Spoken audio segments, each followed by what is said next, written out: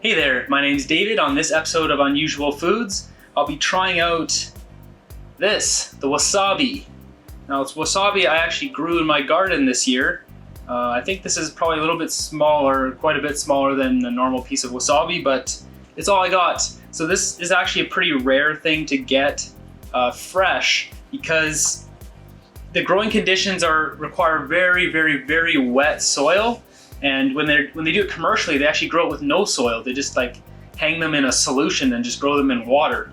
For me, I actually had a patch of land where whenever it rains, it always pools at the bottom in this one spot, and that's where I grew it. So, you know, I've got some here. A few interesting facts about wasabi. This is a Japanese root, or it's popular in Japan. And you think of wasabi, you think of that green paste that comes with a sushi roll. You know, whether it's whatever type of sushi you like to eat. But that stuff is actually horseradish with a bit of green dye. Horseradish grows like a weed, which is pretty easy and pretty cheap to grow, where this is very expensive to grow. But the traditional wasabi served with Japanese dishes, you know, comes from Japan, but when they brought it over, they had to come up with a cheap way to mimic it. So you're actually eating horseradish that has green dye on it when you're eating that stuff at sushi restaurants. But anyways, we're gonna try this out because I've been waiting a long time to actually try fresh wasabi. So I've got four different pieces here. You can see different levels. This one kind of broke off in the ground a bit. There wasn't much, it was all root underneath this. And we've got a medium-sized one, a little bit smaller one, and a bigger one. So I'm gonna try a little piece from all of these and see how they taste. So first off, let's just get right into this big one. Take off some of these roots.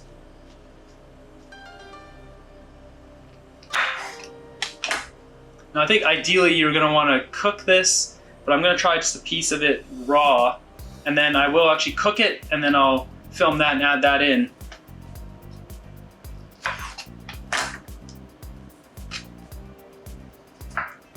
Okay, so we've got a sliver of this here. Fresh wasabi. Ooh, spicy. It's got a spicy, earthy smell to it. Apparently it's not quite as strong as horseradish. Yeah, wow, interesting.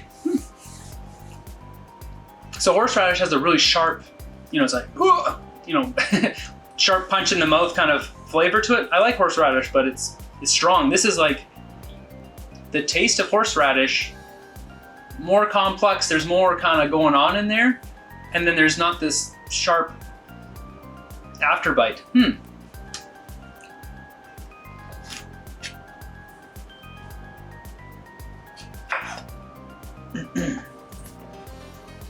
We're gonna try a bigger piece now.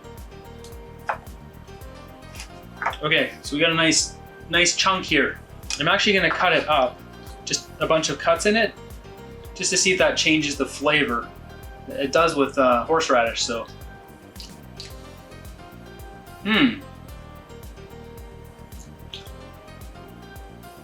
There it is. Right near the root of it, on the bigger piece, you really get the flavor. Oh wow. Okay. So it's coming through spicy. Wow. It doesn't have that sharp kick. It tastes good though. It just tastes really good. It tastes like a really good horseradish. Very delicious, much better than horseradish, and more complex, more earthy, not quite as pungent or sharp. Very delicious. So try it out if you have the chance to. I highly recommend this one for sure. Hope you guys enjoyed this episode. Be sure to like the video, subscribe to the channel, and have a great day.